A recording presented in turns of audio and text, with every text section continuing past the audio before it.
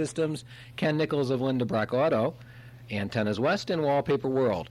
Our phone number is 241-1510. That's 241-1510, or 1-800-293-KFNN, 293-5366.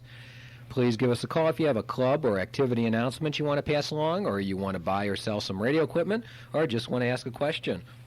Next week, we'll have Dan Hoyas from Dan Satellite Systems on. We'll talk about all the new programming that's available with satellite television, scrambling, and even the new ham radio shows that are on satellite television, as well as what satellite TV is, what you need to get into it, and the cost factor. On September 8th, we'll have Bernie Sasak, the Arizona ARRL manager.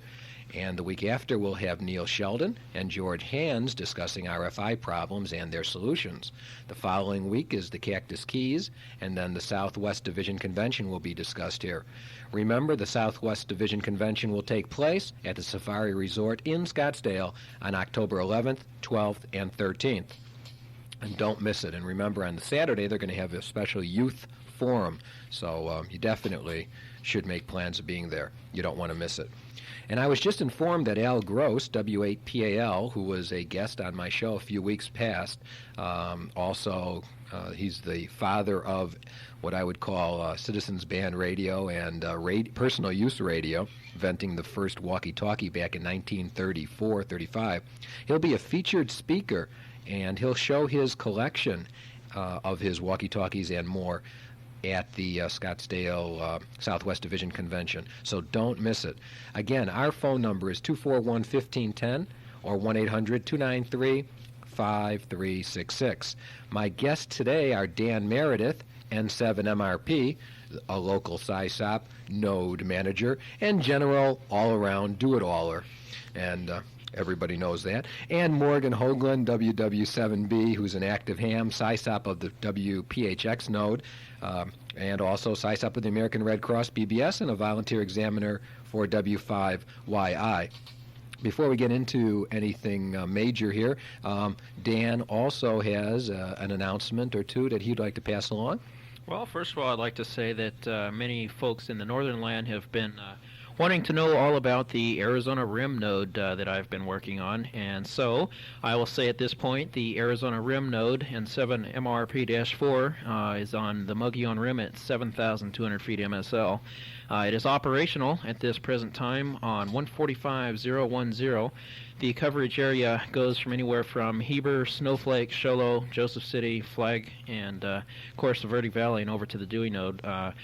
We don't have much of a path to Albuquerque at this time, so we're working on that. We tried real hard, but couldn't get into Albuquerque, but we're still providing a user service. So we have now linked in the users from those areas back down into the Valley of the Sun, finally, since we lost the sound node. So that is operational. It's on 145.01, and it's called AZRIM.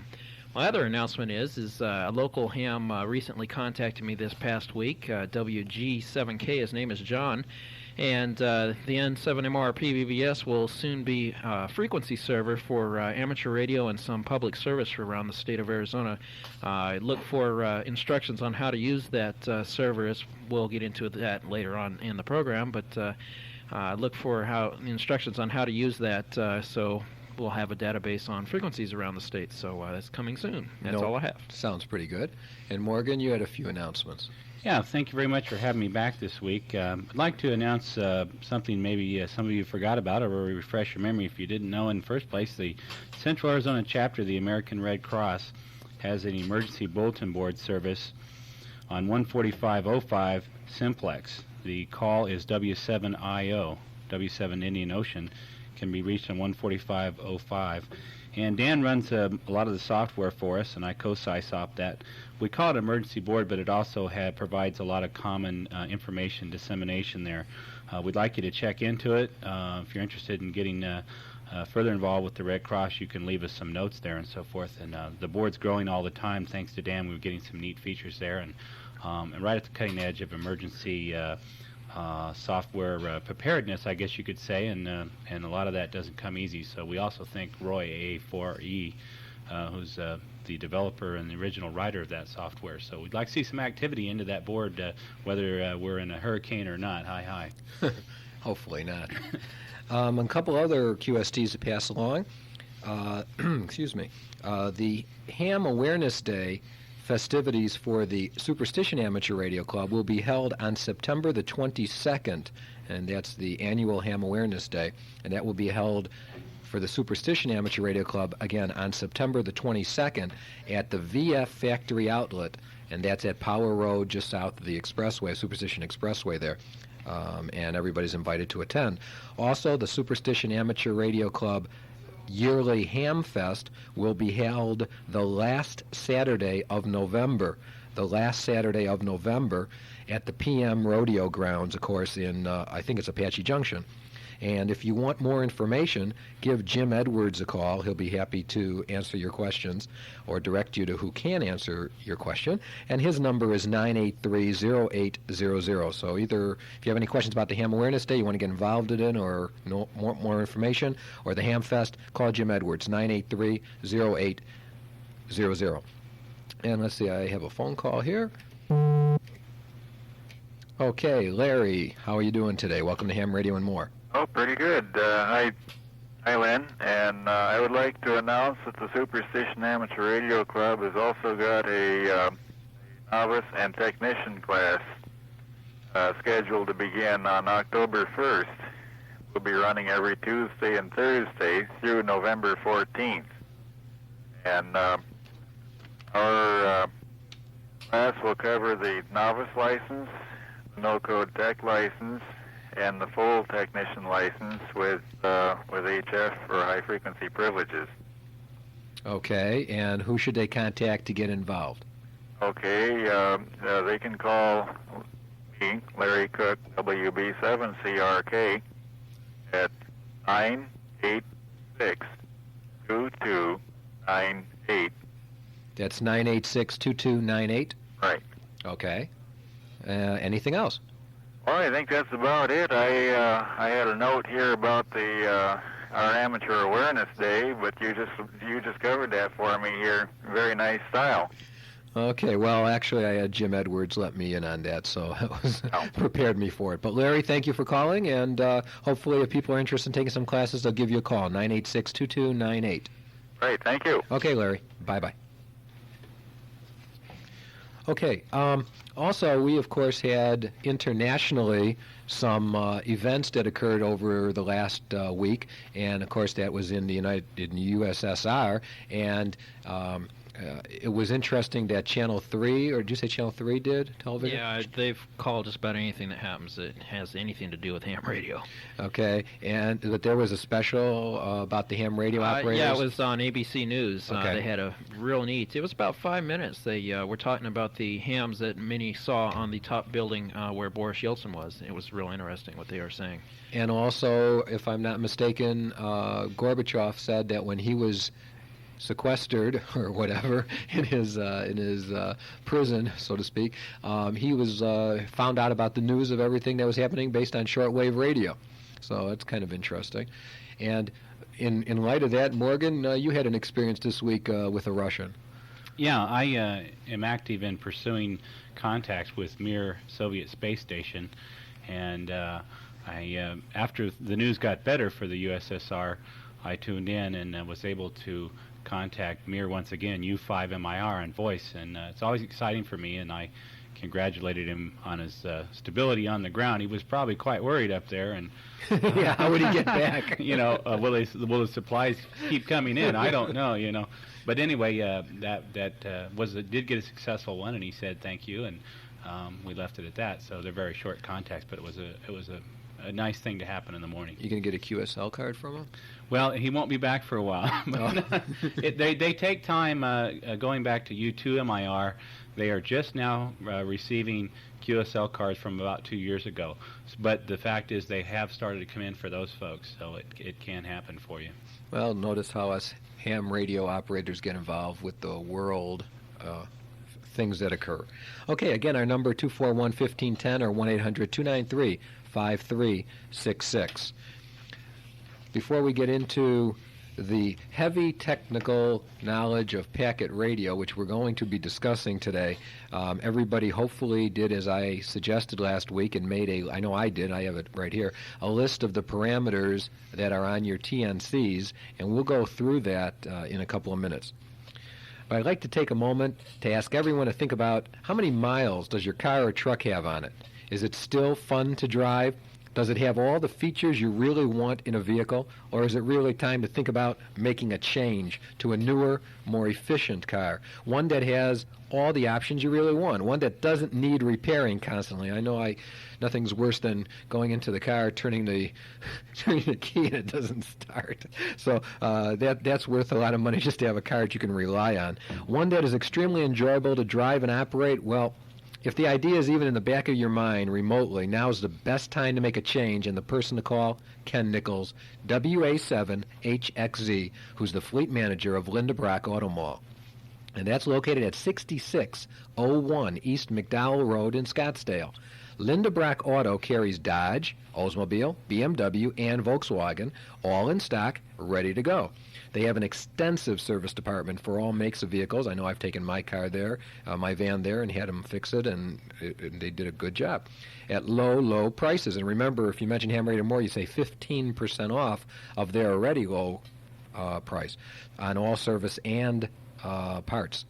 But the best part of Linda Brock Auto is, of course, Ken Nichols. When you call Ken personally, he'll either quote you a price over the phone for the vehicle you want, or you can come down and test drive it. But when you deal with Ken, you get much, much more. Ken treats you as if you were a fleet buyer with the absolute lowest prices available today, and not just on the cars in stock. His lowest prices include all makes, all models from all manufacturers. For those hard-to-find models, he'll get those too. Just call Ken with the vehicle of your choice equipped as you want it, and he'll give you a no-hassle, no-pressure, lowest price possible quote. And Ken takes trades, and Ken has financing, and Ken also has resale cars available.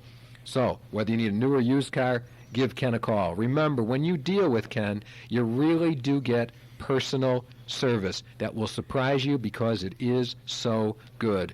Total unlimited selection, and of course the lowest, and I mean the absolute lowest prices available anywhere. People all over the country do buy direct, and I mean direct, from Ken Nichols. People in Michigan, Texas, Washington, and all over do it because Ken gets them the car they want at a price nobody but nobody can come close to. So why not join the others and save also? Call Ken Nichols today at 228-2336. That's 228-2336. Ken Nichols, fleet prices every day, direct to you. By the way, Ken also has 1992 prices available on Oldsmobiles, Volkswagens, and Dodges. So if you're interested in a 92 now, give Ken a call. 228-2336. Okay. Last week we discussed what packet is, what's needed to get on packet, etc. Now let's run down the parameters. Who wants to start? Okay, well, I assume we're going to talk about the parameters that can make us have a terrible time if we don't get them right. Yeah, then we want to. Obviously, there's about 100 different parameters or more, maybe 150. We probably want to discuss 35 or 40 of the most important ones. Okay. I want to just briefly tell us what it does. I mean, in 3 words or less. Oh yeah, we can get lost. We can get lost in these. There's no doubt about it. So, I'd like to discuss the ones that are most likely to keep you off the air, or therefore the most likely to keep you happy if you have them set right. The first one I'm going to talk about is a hardware consideration that does come down to some parameters that can affect it, and that's the transmit to receive recovery. Each radio has a certain amount of time that it takes to recover after transmitting. If it's listening quick enough, it will receive packets and acknowledgments from other stations. If it's not, then it means you're going to miss part of that packet. A lot of the newer radios that are phase lock loop, it takes quite a bit of time to they're actually the slower ones. Sometimes your vintage radios from, say, 78 to maybe 85 are some of the better ones. They're a little quicker turnaround time. So I might mention that your people that are running packet stations with you can have a little longer TX delay or a little bit of response time increase, and that will help you out with this situation. Along those lines, I'd like to talk about TX delay. That's probably the second or number one worst set parameter. Because for one thing, the default is usually around 30 milliseconds. The TX delay almost always needs to be longer than the default. So we are looking at probably running it at 45 milliseconds. That's about those are the two biggies right there as they affect how quickly your transmitter keys up, and there's a little bit of a start tone that starts there. That 45 milliseconds I mentioned is how much of the start tone is in there, and then hopefully how much gets out over the air after it takes a certain amount of time to accentuate that transmitter. Okay, so TX delay 45. Right. Let's see. We could talk about some of the newer types of systems have what they call slot time, and they also have a persist. This is a little bit different configuration from what we call a D-wait, but we'll mention those all together. First, let me take a D-wait. Your D-wait is how long your transmitter waits before it begins on a frequency. If there's somebody already on that frequency and your DCD, your data carrier detect, has indicated that, you'll wait a specified amount of time before transmitting. A lot of people have their D-wait at 0, which means they don't wait anything, and anybody else that's not waiting any amount of time, they'll collide. And of course that's our buzzword today is collisions. We want to try to keep people from colliding, and it makes everybody happier. So we're talking about, right at the moment, channel utilization and sharing a channel. So I'd like to suggest that you raise your D-wait if that is the type of parameter you have with a PK232. The CAM is another that has those. Most of your MFJs are also that. And then if you have something like a DRSI card, it will use this persist slot time. The default on that is usually quite good. I believe it's the persist is 64, and the slot time is 100. So what do you recommend for D-wait? I would say about anywhere between 10 and 16 is good. One of the tricks about a D-wait is to not pick what your other friends have, because if you wait the same amount of time, then you both transmit at the same time on that channel. So actually picking a slightly odd D-wait can actually be the best for everybody. Okay. All right. What about let's see if we can just start and go with just a few different other things. I don't know, like I guess those are the main ones, huh? Well, then you can get into FRAC. Okay, FRAC. FRAC is a good one. That's a frame acknowledgement timing space there. So when somebody sends you a frame of some sort of data, it's the amount of time that you're going to wait to send back an acknowledgement to that frame. A lot of TNCs will default to about 3, and Morgan and I were discussing how that is a little bit too quick. There, I find as being running a BBS and talking to the other BBSs and trying to let users get in there, a good point would be around 5 or 6. That's what I find to be a real good setting for a FRAC. It sets it back a little bit ways. It allows somebody else to get some traffic through before I say, okay, hey, I got it. So that's essentially what a frame acknowledgement is. What's M speed that I see on my thing? Obviously, it's a PK232. No, MFJ. Really? 1278. It's right after M stamp. And I have M speed. Oh, this is Stump the Gurus, I think. Aha! Do you have a 1278? Yes. Oh, okay. Yes, I do. We're Well, while the gurus look this up, our phone number is 241-1510, 241-1510, or 1-800-293-5366, and we'll be happy to entertain you guys' questions. The gurus are stumped here. Yeah. I hear the phone's ringing. Gee, I hope we have an answer. I noticed the PK232 has it, and they have it as 20 for a parameter here. This is not a default. This is something that a friend of mine did set in there, but I've never heard of M-speed at all. I'm sorry, it's here. I didn't make it up. I mean, well, we're hoping we get questions about ones where people have run into trouble. Okay, how about max frame, and we'll go back to M-speed. Oh, that's a really good one that I have really had some troubles with lately. you are going to find the max frame comes into play what I can't think of the word I'm saying, critical, especially on HF. That's the maximum amount of frames that you're going to transmit at one time. A lot of people default to 3, of a max frame of 3, and everybody seems to have that as a common. But a really good suggestion when paths are not good, especially on HF, say 10 meters, you want a max frame of 1. That way you can be darn sure that the frame is sent out there, and with conditions going up and down, it will try to send that frame again. Rather than send 3 and lose one of the frames, then it has to reject that whole series, and it has to send it all over again. So HF, you want to use a max frame of 1. Now, for people using like the digitizer on 145.11 here in Phoenix, or using a repeater, you can go all the way up to even 7. I would not suggest it if it's a heavily utilized frequency, because somewhere right along in there you're going to lose 1 or 2 of those frames, and it's going to reject it and have to send that whole series again. But I find to be about 3 is good, unless you have a bad path. On say on 145.05, you're talking simplex way across town. You may want to drop it down to 2 to be sure to at least get those 2 frames over there before somebody else is not hearing you transmits and wipes you out. Okay, what about pack time? Another one? I got these guys.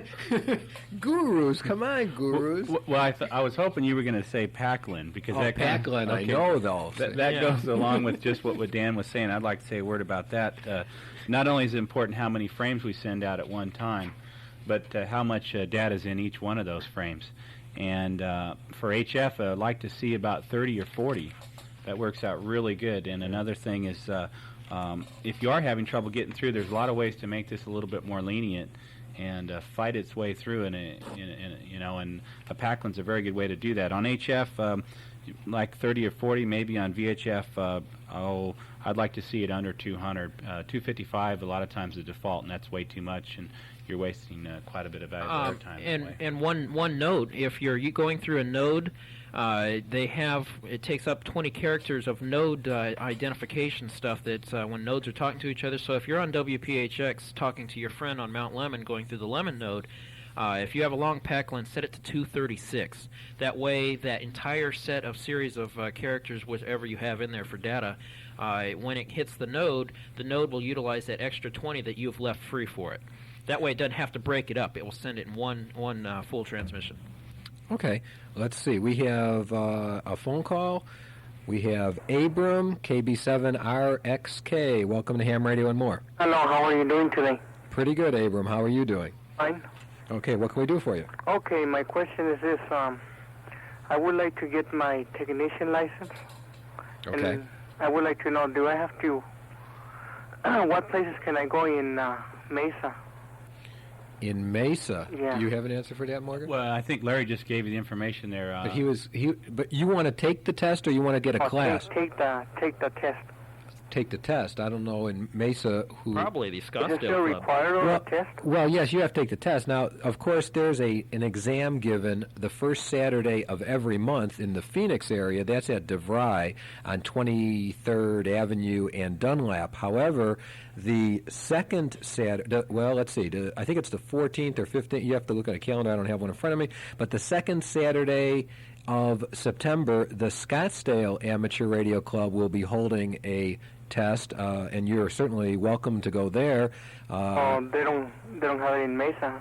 Well, if somebody knows of a test, VE testing in the Mesa area, by all means give us a call at 241-1510, but I don't know of one offhand. I mean, Scottsdale isn't that far away. Yeah, that's a problem because I'm blind and I don't have no way of going those places. I'm in Mesa, I could, with thyroid and stuff. Well, if you'd like, what I can do for you is I'll put you back on hold, and I'll have our engineer take your phone number, and possibly I can get a hold of somebody who might be willing to, to Elmer you over to help you over to one of the tests. How would that be? Okay. Okay, so hold on, and let me put you on hold and give the engineer your phone number. Okay, I love your program. Thank you very much for calling. Bye-bye. Okay, bye-bye.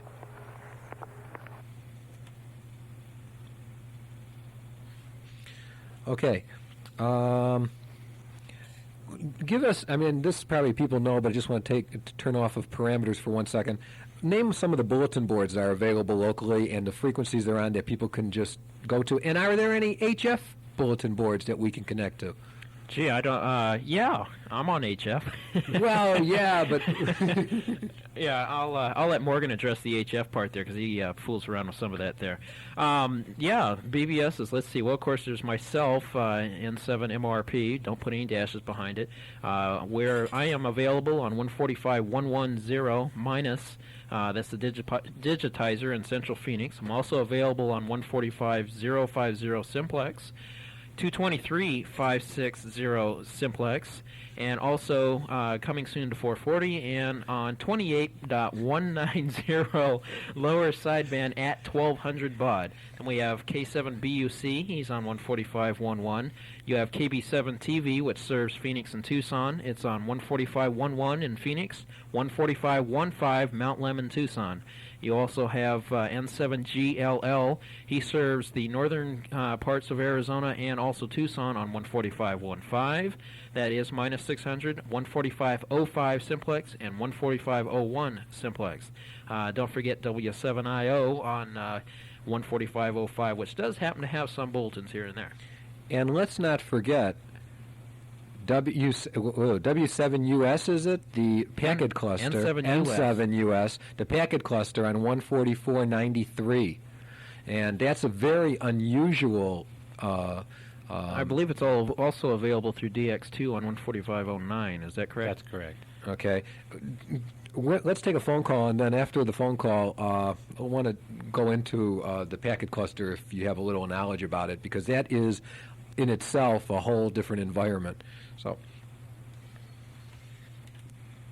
okay, Ralph, N7TPI, welcome to Ham Radio and More. Thank you.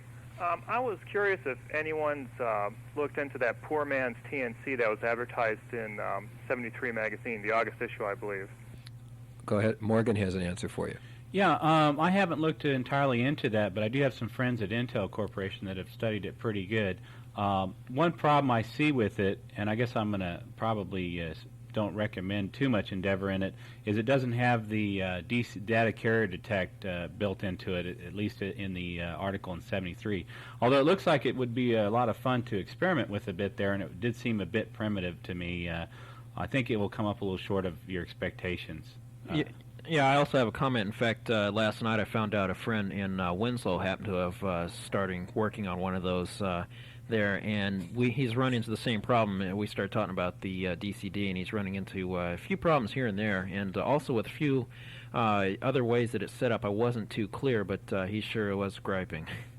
You know, it appeared to me someone could set up at least for FM use, could set up a carrier-operated relay, and that might be a quick, easy way to get a DCD type of. It actually isn't DCD though at that point, but at least that'd be something that you wouldn't be smashing into everybody with. Yeah, that'll keep you from transmitting on simplex if it's hearing a signal somewhere. Okay, does that answer your question, or you want some more information? I don't know if they have any.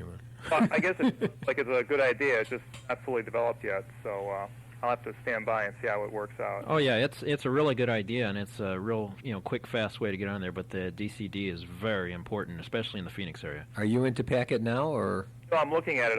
I just got my license and trying to find other things to pursue with my handy-talkie, and packet looked like a pretty good idea. Well, I can tell you that I've been on packet since about October, November of last year. Enjoy it a lot. So I encourage you to go in the direction of getting something to get on the radio. Okay, well, thank you for the answer. Okay, Ralph, thanks for listening. Bye now. Bye-bye. Okay, it's about back to school time, and also time to start thinking about, of course, nothing else except redecorating your home. It's simply amazing what a fresh coat of paint or new wallpaper or a mini blind can do for you. And a mini blind for as little as $9.95. You can buy a custom-made aluminum mini blind in a choice of colors. Just changing to some mini blinds or vertical blinds or taking down your old draperies, that'll change the entire feeling of your entire home. It'll make the house look modern, more contemporary, more spacious. Do a wall with wallpaper. It can change the entire mood of a room. It can be done quite inexpensively. And, of course, the place to go is Wallpaper World. With 6 great discount showrooms in the Valley, Wallpaper World has more selection than anybody else. Plus, they own the window covering factory. That's right, they manufacture their own vertical blinds, mini blinds, pleated shades, and even custom wood shutters. Yes, Dan, those mini blinds are from Wallpaper World. You even can get free measuring and free installation on your custom window coverings purchase. And Wallpaper World guarantees the lowest prices on wallpaper every day. Wallpaper World guarantees to beat any and all prices on any wallpaper from any wallpaper book sold in America. That's a guarantee that's impossible to beat. Wallpaper World has the selection, the service, and the lowest prices, which has made them the place to go for all your decorating needs. Wallpaper World, 272-4788 for the location nearest you. And remember, mention ham, radio, and more and receive an extra 10% off anything you buy from Wallpaper World. That could be a really great added savings. So Wallpaper World, where selecting decorating items is an enjoyable experience. 6 locations in the Valley, or 272-4788 for the location nearest you. Let's talk about the packet cluster. It's mainly it's called the DX packet cluster. It's run by the DX. Well, I can't remember what's the gentleman's name. You know. Do you know N7? I forget his name. Jim. Jim That's McDonald. it. Jim. Okay, and but a member of the DX Club, and let's talk a little about the packet cluster. Go ahead, Morgan. We'll let you start off. Okay. Well, the first thing I want to say about the Packet DX cluster is it is probably very near my most favorite application of packet radio. There's a lot of things we do with packet radio that aren't near as worthwhile as this. Since we're so much in the developing stages of, we have the hardware, but what do we do with it? And the cluster, I think, puts a lot of things to good use. As Len mentioned the frequencies earlier, once you check into this board, you can get lots of information as to what was the last 5 DX spottings, for instance. This cluster, one thing about this cluster, too, is once you're checked in, you can stay checked in, and you will get various promptings as to the spottings in real-time mode. And that's kind of exciting for those of you that are into DX. It's not like having one radio and one set of ears. It's like having maybe as many as 30, 40 sets of ears, all out there spotting for good, rare DX. We were talking out in the lobby with Len here, too, and the season is about us as far as fall DX season goes, too, and the bands are getting better. So we got a lot of reports last night from N5AQM, a friend of mine named Mike, about the DX coming over the pole, and he was doing a lot of that through AmTor. And that's another thing we might mention, too. These DX spottings could be for AmTor, RTTY, Voice, CW, Packet. I might even be leaving something out. Even Voice FM. Yeah, so there's a lot of worthwhile things that can be done there. You can also get the rise and set times of another country or a DX heading. All you have to do is put the DX prefix in there, and it'll come back and say, oh, this is so-and-so. Or you can be listening or being on a different frequency even, and your computer beeps. Absolutely. If you got a... That's right. Your computer beeps. If you don't know what I'm talking about, Morgan, explain it. Yeah, you can be off in the other room making dinner or whatever.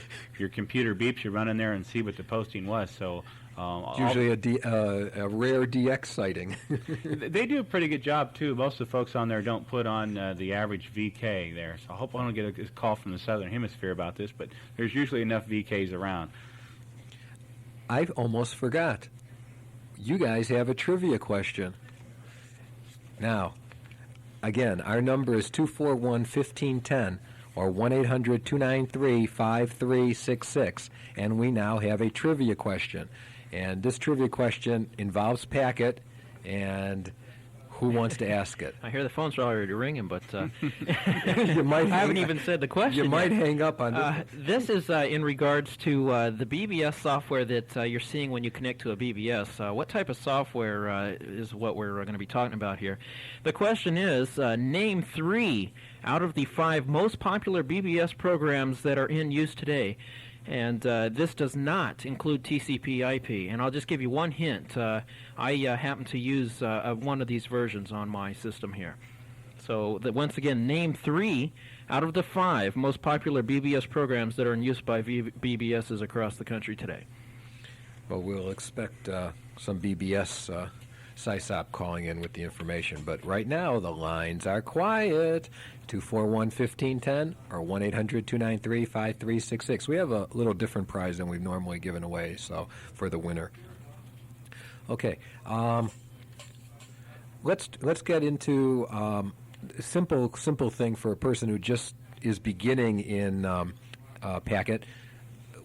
Okay, we want to connect to the N7MRP bulletin board. You've heard of that one, right, Dan? Oh, yeah. Okay, now... Gee, it's run by some kid. Now, I've heard that before. Now, once they connect to you, and they've never connected before, what should a person do? Okay, well, first of all, of course, get connected. Pick whatever frequency and get connected there. Once you get connected, wait for it to come on, give you a sign-on message. The average person has never connected before. It'll say, welcome to the blah, blah, blah mailbox. Read the instructions, please. That will keep you out of having problems with it and getting lost. And also, the first thing you want to do when you get connected is read the instructions, of course, and first thing it asks you to do is to register, become a user. That way you can play with all the commands and do all kinds of wild things. It is quite restricted if you don't register. And how do you register? To register, simply type register, or you can type N, as in November, and hit a return. But the best way to do it is just type register. It will ask you what your first name is. Put that in there. Then it goes on to ask you zip code +4 if you know it. That's becoming used now with NTS traffic. That really helps us too in case of an emergency of distributing traffic various ways. It's just now coming into real play. Also, it'll ask you for your home BBS, and now with one of the versions that I'm using, I won't say it because I almost did. That's one of the part of the trivia there. Anyways, it will start asking you how many, what screen line to pause on, and how wide your screen is. So you definitely want to follow all the instructions. And on my BBS, it'll ask you if you want your prompts in English or Spanish. I do offer Spanish on my board. Also, just a special plug for the W7IO BBS. It is also in English and Spanish. So if we have an emergency, it's the best way to go there. Okay. Okay, so now if we've got this guy and he just connected with you and he registered, he did the whole shtick and he's a registered person. Yep. He needs to also, more than register, he needs to say who he wants to have as his home BBS. Yes. Now, that's something we didn't discuss. I mean, I know what it is, but why don't you explain what what exactly is a home BBS? That is, your home BBS is the spot in which you're going to regularly check into your mail, where you want your mail set. The best thing to do is pick the one that you find to be most reliable for your area. Has good coverage. It's not up and down all the time. It's not gonna, it's not a fly-by-night situation. And that's where you're going to have all your friends across the country send you mail. Now, if you choose, a home different BBS on everybody here in town, what happens is if you specify somebody else as my home BBS, I'm going to ship it to that guy, and then he's going to say, no, that's not the home BBS. So he ships it to another guy, and it goes around in circles in the valley, and we've had that happen several times. Yes, I read about somebody trying to get a hold of one person. We won't get into who did that, no. But Len and everybody, a lot of people in PAG know about that. But anyways, essentially pick one BBS. When you connect to another BBS, register, say so-and-so is your home BBS. That way, when mail comes in from wherever it may be across the United States, it will go right to that BBS, and the next time you connect, it's going to say, you have mail waiting, and it will tell you how to look for your mail, too. And I love the mail system, sincerely. The Packet users, I'm just really happy. I really want to give a word of thank you to all the SISOPs out there, even you, Dan, that do take the time to manage their bulletin boards, because sincerely, it's a service. It's a free service, obviously, to ham radio operators. And I send messages to friends of mine back east all the time, and it has gotten there as fast as in 7 hours, which I was kind of shocked. I'm keeping up with a guy in Europe over microset. I have certain messages going across the country that are going over to Europe on the microset, and I send that to a particular BBS with instructions to ship it over microset, and it gets there in a matter of a day, and that's to Europe. A lot quicker than That's a lot quicker than you would normally expect through the U.S. mail, which can take up to 14 to 20 days. Also, what we're doing is telephone forwarding is becoming a great big thing, where we ship out of our own pocket to call back east and give mail back east, so they'll distribute it. So. Well, I thank you guys for doing it. Meanwhile, we have a winner. So let's get a winner online. Hello, Doug? Yeah. Doug Heller, KE7NF. This is Ham Radio Moore. How you doing? Okay, and you? I'm doing pretty good, thank you. Good. You're a packet user? Oh, yeah. Hi, okay. And you connect to Dan's bulletin board? I use Dell's BUC. Aha. So do I, But anyway, what are the three, or did you give us more than three? I just gave you three. Okay. RLI, MBL, and AA4REs. You bet. And I'll name them off all here. We have AA4RE, WA7MBL, then you have MSYS, then you have the CBBS, and of course of W0RLI. So that's what's out there. Okay, well, Doug, what you've won today is a gift certificate for Wallpaper World, from Wallpaper World, for $15. Okay. So I don't know if you need some wallpaper or some window coverings or some fabric or something. They sell lots of different things, and we'll get a gift certificate out to you for $15. And I thank you very much for participating. Thank you much. Okay, bye-bye. Okay, Bob, you have something you want to sell. Welcome to Ham Radio and More. Are you talking to me now? Yes, sir. Thanks, Len. I'm awaiting my call. I was just got passed a technician, a new class there. Congratulations. August 3rd. GE World Monitor Shortwave Radio, model 7290, digital frequency. I'm willing to let go for $185. Okay. And regulated power supply, 12 volt, 4 amp for $35. Okay. And let's see, the last one is called a super antenna amplifier, 3001 model, 100 megahertz to 1 Gertz, 0 to 20 dB adjustable gain. That'll probably do it. Okay. Do you have a price on that item? I'll let it go for $20. Okay. And you want to give us your phone number, please? 242. Okay. 2259. 242-2259. Right, and I appreciate the opportunity. Well, I appreciate you calling, and I congratulate you on becoming a ham, and welcome to the fraternity. Join a club, get involved. Right, and just about one of those many out here still waiting on the FCC, but they'll get it when they can. After 40 years of listening on the bands, I think it was about time for me to do something. Well, see, it's so easy to get a license now, especially with the no code, that we encourage as many people as possible to get one. And it gives me the opportunity then to upgrade, which is also nice. Absolutely, absolutely. And I appreciate you listening and calling in. Thanks, and hopefully you'll sell something. Okay, Bob. Bye-bye. Okay. I have an Echosphere 8000 satellite system with which I am able to watch 2 different HBO feeds. I'm able to watch 2 movie channel feeds, 2 Showtime feeds, 2 Cinemax feeds, 2 Disney feeds, my kids love that, 2 USA feeds, and over 100 other channels. If you like sports, news, movies, or special features, if you like watching television, satellite TV is for you. And EchoStar has the best products available today. From the EchoStar 410 to the 510 to the top-of-the-line 710, which has high-fidelity stereo, audio scan, automatic C-band and KU-band tuning, video seek, built-in descrambler, and so much more. You'll love all the EchoStar features. And when you buy at Dan's Satellite Systems, you'll like it even better, because the service and the price is second to none. Dan has been in the same location since 1985. I challenge you to go looking at in the satellite TV community and finding how many companies that are in that business have been there since 1985 in the same location or are still in business. He's knowledgeable in all aspects of satellite television. He even repairs and services any make of satellite television equipment. And when you call Dan, he'll come to your home or business personally and give you a free site survey selecting the best place to put your dish. And Dan has got a deal for you now that he's not given anywhere else. Now let me tell you, normally when you buy the EchoStar 410 with 10-foot dish and everything else that you need, you'll pay about $2,000 plus installation.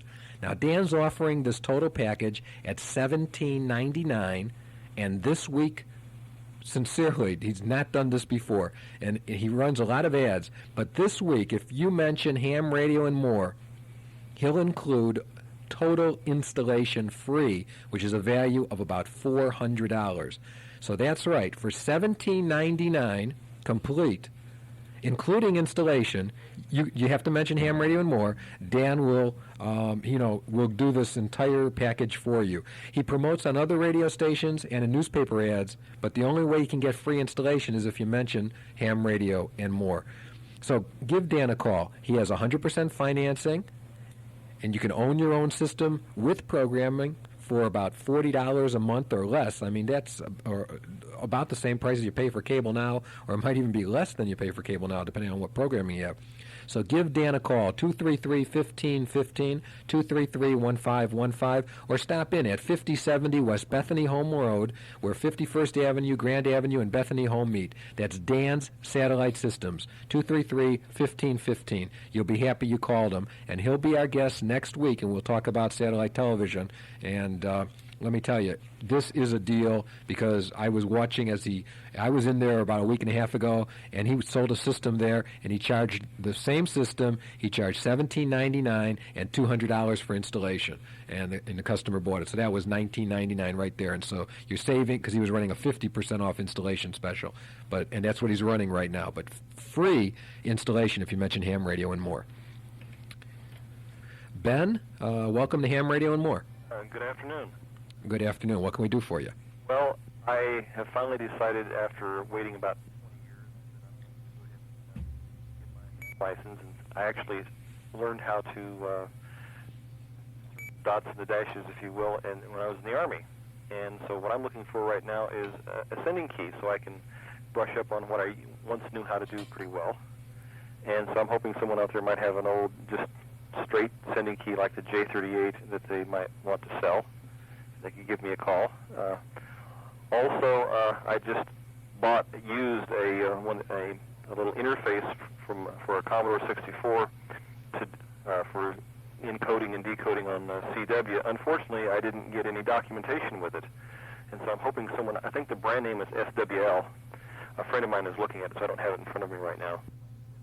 Someone else out there has had this one, and they might be able to share a couple words of wisdom. And there's also, there might be some of your listeners that would be interested in a radio ham special interest group. Our computer club has at least one or two members, and if I do it, then we now have a SIG of 3. So maybe if anyone out there might be able to give some technical advice, that's something that might be a possibility. Okay, and give us your phone number. 954-8783. And incidentally, any one who might join our computer club, we have our special, end of the monsoon season offer, in that we will, especially if someone who's into radio but feels really uneasy about computers and all that, myself or one of the members of our computer club would gladly come out and help him set up his system and get it going. If he doesn't have to join the club, but we'd like to give him a pitch on it. Okay, so your number is 954-8783. Anybody wants to get in touch with you about the computer club or has a key for you that you want, give Ben a call, 954-8783. Okay, Ben, I thank you for calling. Thank you. Okay, 73s. Okay, now where were we going on this? Okay, we registered, we talked about the our having it as our mailbox, right? That's right. Okay, we discussed that. Okay, just real fast, you're a node. How do we connect to a node, and what information can we get from a node? Okay, very good. I'll explain one of the more common applications of a node, and that's to get from one place to another. You may not have the RF range, as it were, so you can connect to a mountaintop node and then go any place that it has the capability to. That may be another station directly from the mountain, or it may be another node. Let me give you an exact example. If you're on 145.05 simplex, you may connect to WPHX, that is the alias or the call that you can use at that moment, WPHX, that's short for West Phoenix, and that's on White Tanks Mountain. So as long as you've got some line of sight to White Tanks, you're all set. Then you could use that board, that node, to connect to Dan's board. You could go C space 1 space N7MRP, or you could also connect to the W7IO bulletin board that way, C space 1 space W7IO. This particular type of node is called a BPQ node. Other nodes, you are a little bit not quite as smart, but they work just as well, and you can go, I might let Dan take that. Yeah, the best thing to do, just a real quick comment there, if you're wanting to know what's available on a node, type a question mark and hit a return. It will say invalid command to you, but it will give you a commands list. It'll say connect, CQ. It'll tell you what's available there. And if you want info like G8PPQ, it'll give you a listing of what you can do and where it's at. And some of the NetROM stuff doesn't go into exactly what all is available and where it's at, but it's like a quick help command. But the best thing to do is type a question mark, hit a return. That'll get you in there. Before I forget, you guys want to give me a phone number or give out a phone number that if people do have some questions and they want to get some answers, or what would you suggest that they could do, after today? Okay, well, you can call me Monday through Friday at normal business hours at 481-9559. I can be reached there. Just ask for Morgan. And I have helped a lot of people unpack it. Right now, as a lot of people know, there is no governmenting packet association in the Phoenix area that's really running to any strength. So we like to field what questions we can, and Dan and I are still interested in the technology, and we want to help people all we can. Yeah, I'll just give out a quick couple frequencies on voice that I listen to. I listen to the Northlink system, and also if you can catch a lot of packet gurus on Simplex on 147.405 if you need help at all. So give one of us a call if you hear us. Okay, Bob, KT7QJ, you have an answer to my question from earlier in the show? That's your question on M speed. Okay, what is M speed? Because the gurus are writing this down. Well, it's very obscure, and I had to look it up in my MFJ manual. And this is the setting that controls the speed of CW sent by the MFJ 1278. No wonder we didn't know it. Yeah, they don't appear to be CW users in my studio today. Yeah, we're not multi-mode. Not multi-mode. Did they mention the K7NO node? Oh, yeah, that's right. That was a good point on that one. For the people that like the DX cluster, if you can hit K7NO, that's running, they swap mail back and forth, same spotting. So I forgot about that. Good reminder. That's the one I usually get into down here in Chandler, because I can't get up into the other one too easily. Okay, okay, Bob. Well, I appreciate you calling and helping us out there, because we didn't know the answer, and neither did the gurus. So thanks for calling, Bob. I gotta help them out, and otherwise they'll be on 147.405. Okay. Yeah. Hi. Okay, 73. Okay, do you want to work DX consistently without a tower, without an amplifier? A QRV DX half square may be the key for you. In fact, you may even find yourself working DX that you never even heard before. And although it doesn't require great height and it's unobtrusive, it's a whole antenna with full-size results. If you're in a problem location like many of us are, it's easy to conceal, but the DX can't hide from it. Also, because of the way it's built, it's so easy to install that some people actually have put it up in less than 10 minutes. The half square has been tested in all sorts of terrain under all sorts of conditions, from a high-rise apartment, from a balcony of a second-story apartment, from a third-story office in a commercial building with acres of fluorescent lights around it, across a parking lot in the middle of the night, from rock outcroppings on a treeless desert island. In fact, in a northwest rainforest, in a swamp in the Rhine River lowlands. Now, let me tell you, if it can work in all those places, it'll certainly work at your house. It even works and hides hidden under the eaves in a picky neighborhood or in a snoopy motel, and it works in all these places and more, and it's the best DX bang you'll ever get for the buck. And according to Jim Stevens, KK7C of Antennas West, the QRV DX half square is the fastest, most adaptable DX antenna you'll ever see. So give Jim Stevens at Antennas West a call first thing tomorrow morning and order one.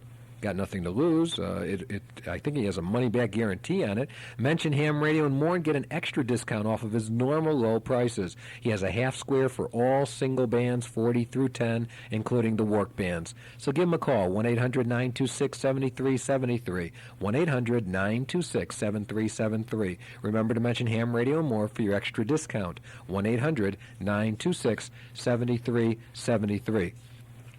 Well, I see we're not going to get to 95% of the questions that I had here in this hour that I think they cheated us and only gave us 26 minutes but out of this hour. But let's there's a lot more we could really go into. There's been a lot of controversy about Packet. Not about Packet, but in Packet. I mean, I see messages all the time from happy, from sad, from all these weird places, political messages, etc.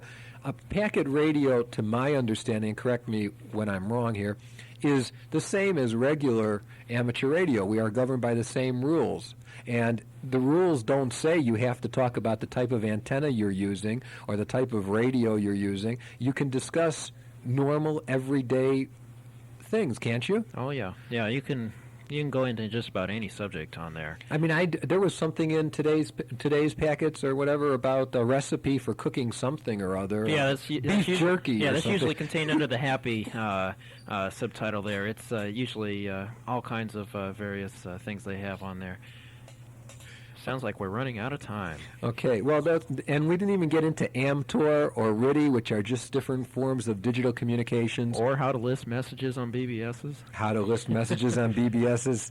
That's right, don't push the L and get a list of 500 of them. We also didn't discuss many, many, many other things. So the future of Packet and what's next. And video Packet, which, where pictures are going back and forth and all kinds of interesting stuff. But we'll have you guys back again in the future, and you're going to brush up on M-Stamp. So I want to thank everybody for listening. Thank my sponsors, Antennas West, and Dan Satellite TV and Wallpaper World. And we'll see you next week. We'll have Dan Satellite Systems next week. And this is Len Winkler, KB7LPW, and we're clear to next week, 73s.